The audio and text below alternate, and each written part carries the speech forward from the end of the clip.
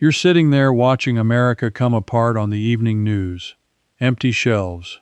Prices doubling almost overnight. Families choosing between fuel and food. And then you look out your own front window, and something doesn't add up. Your street feels steady, quieter, almost untouched. I noticed the exact same thing, and it nagged at me for months. So here's the truth nobody says out loud. Australia isn't luckier than America. We're not richer. We just still carry a handful of old household habits that cost almost nothing and quietly shield us from every shock that lands. Most of it was worked out on the goldfields and in the bush more than 100 years ago. And there's one method, written in a country handbook I'll open for you before the end, that cost $1 and kept a whole family fed through the worst years this country ever knew. I found it in a dusty book in a farmhouse kitchen near Bendigo, and I haven't stopped using it since. You don't need land, you don't need money, you just need to remember, so stay with me. For most of my life, I did everything the expensive way. I paid the power bill without reading it. I threw out food that had gone soft. I bought the new appliance because the salesman said it would save me money, and somehow it never did. I was in my late 50s before I started asking a simple question. How did my grandparents live on so little and never seem to panic when times got hard? Because here's the thing that struck me. My grandmother raised 4 children through the Great Depression on a quarter of an acre in regional Victoria. No fridge for years. No air conditioning ever. A wage that vanished for months at a stretch, and yet nobody in that house went hungry. Nobody got sick from bad food, and the power never got cut off, because there was barely any power bill to begin with. I used to think that was just toughness, grit, the old make-do spirit. But the more I dug, the more I realized it wasn't grit at all. It was knowledge, specific, practical, tested knowledge, passed hand to hand, that we simply stopped teaching somewhere along the way. And that's the real reason America feels the collapse harder than we do. It isn't that we're immune. It's that a bigger slice of our older generation still remembers how to live when the systems get expensive. That memory is a buffer, and it's a buffer that's fading fast, because the people who hold it are in their 80s and 90s now. So I set out to write it down before it was gone. I spent 2 years driving to small towns, sitting at kitchen tables, drinking too much tea, and asking old farmers, old cooks, and old tradesmen one question. What did you do that we've forgotten? What they told me changed how I live, and the first thing nearly every one of them mentioned was how they kept food cold and fresh without paying an electricity company a single cent. Now think about what your fridge really is. It's a metal box that runs every hour of every day, all year round, whether you're home or not. For most Australian households, it's one of the biggest constant power draws in the whole house. And when energy prices climb, that box just quietly keeps eating money in the background.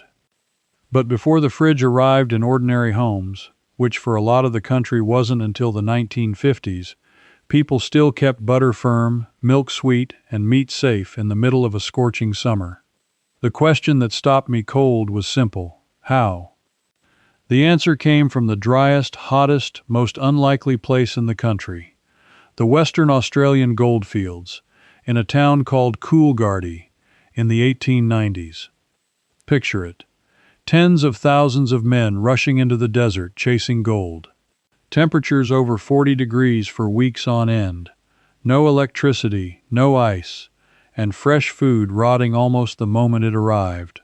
A man named Arthur Patrick McCormick, a contractor out there, worked out something that seems almost too simple to be true. He built a cabinet with a frame, covered the sides with wet hessian cloth, and stood the legs in trays of water. The cloth soaked the water up like a wick.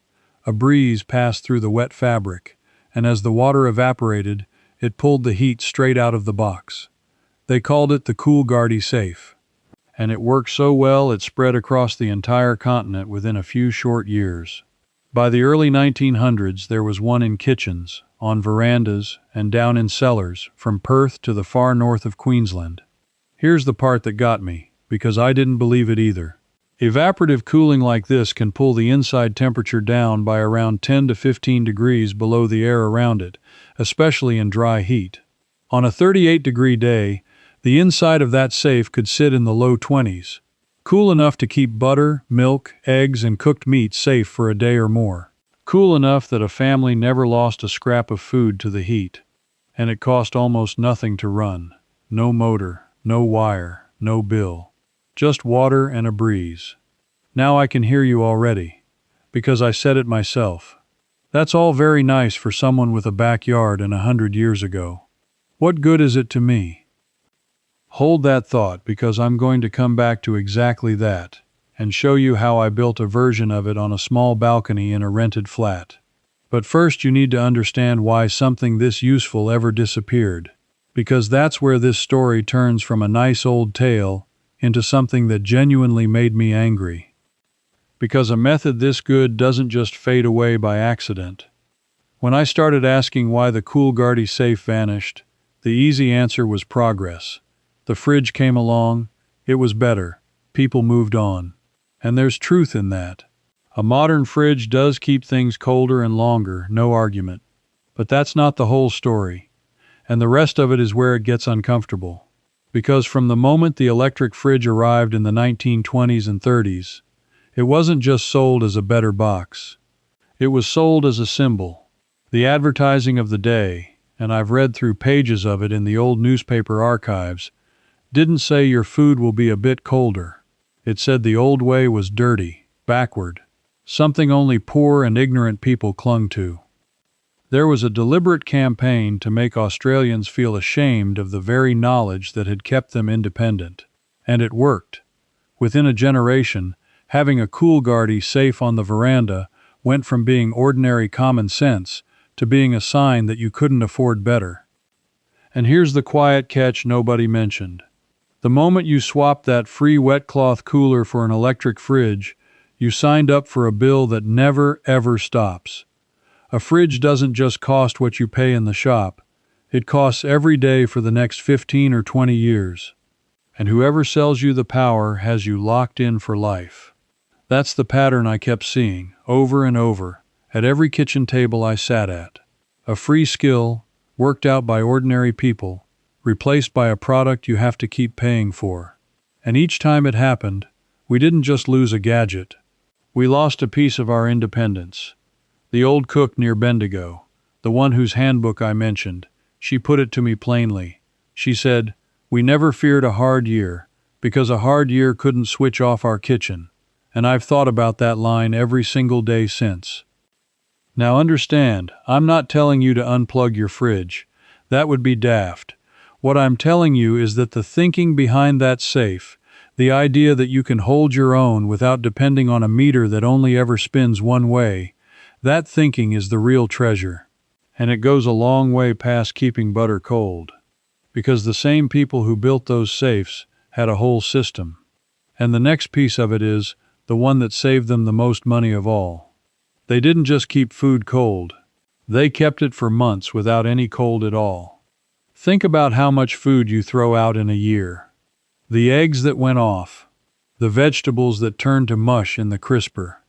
The meat you had to bin because the freezer frosted over or the power flickered. For the average Australian household, food waste runs into hundreds and hundreds of dollars a year, straight into the bin. Now here's what stopped me.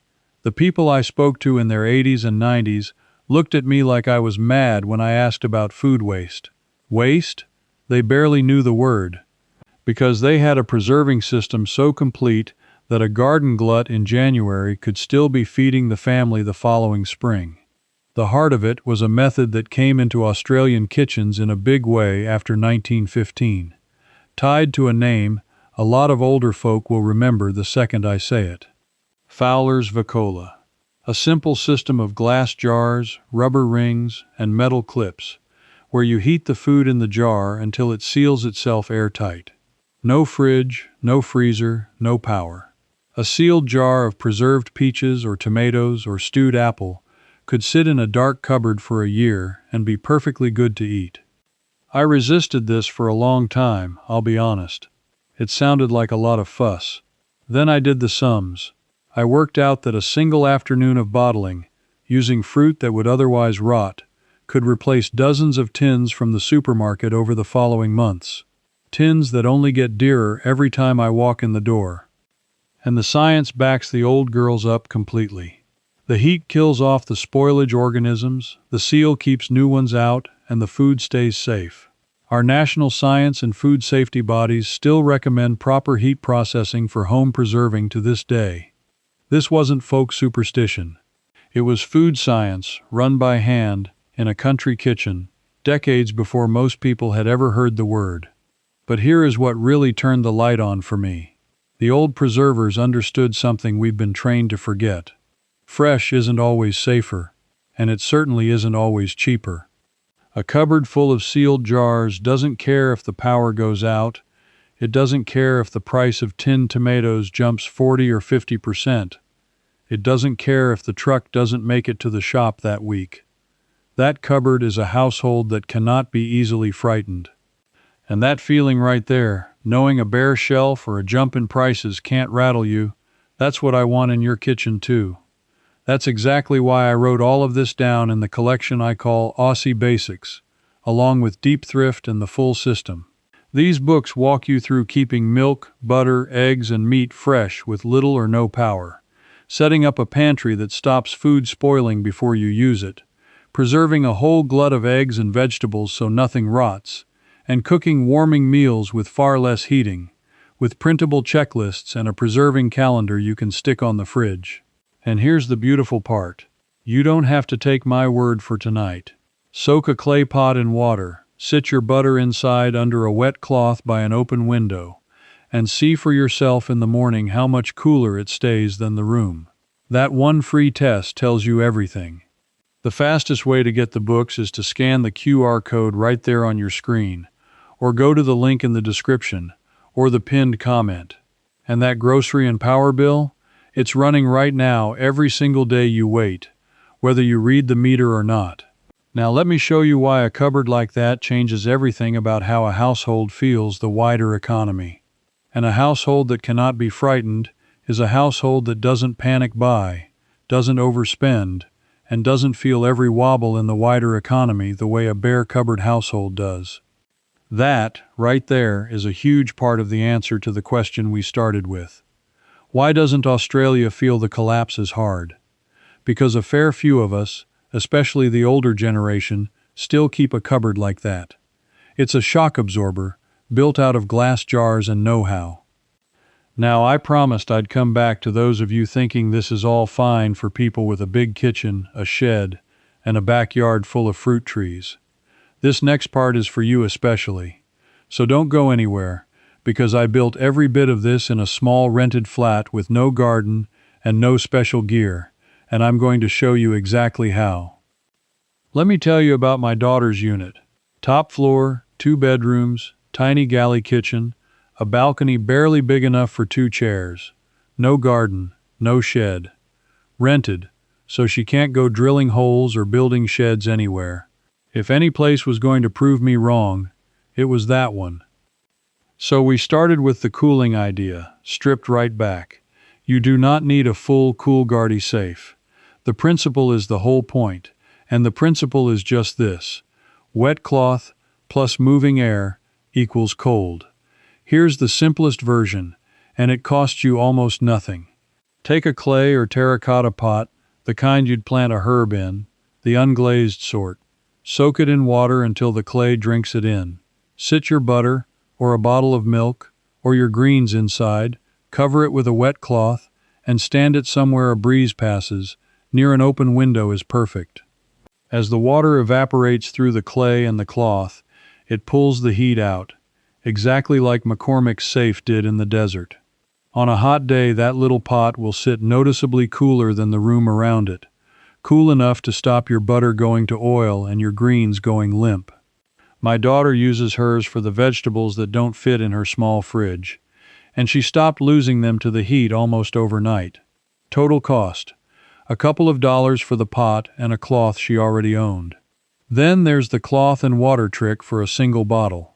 Wrap a wet tea towel or a length of wet hessian around a bottle of milk or water, Stand it in a saucer of water so the cloth keeps wicking it up, and park it in front of an open window or a fan. The bottle inside will drop several degrees below the room. Country folk did this on trains and in tents for 100 years. It costs nothing but a wet cloth. Now the preserving. You're thinking you need the whole Fowler's set, the big pot, the racks. You don't, not to start. You can begin with what's called refrigerator pickling and simple jam, using clean jars you've saved from the supermarket. A jar, some vinegar, salt and sugar, and vegetables that were about to go soft, and you've turned tomorrow's bin food into next month's meal. It's the same thinking, scaled down to a benchtop. And here's the one that shocked me most in a small space. You can dry food on a windowsill. Herbs, chili, thin slices of apple, tomato.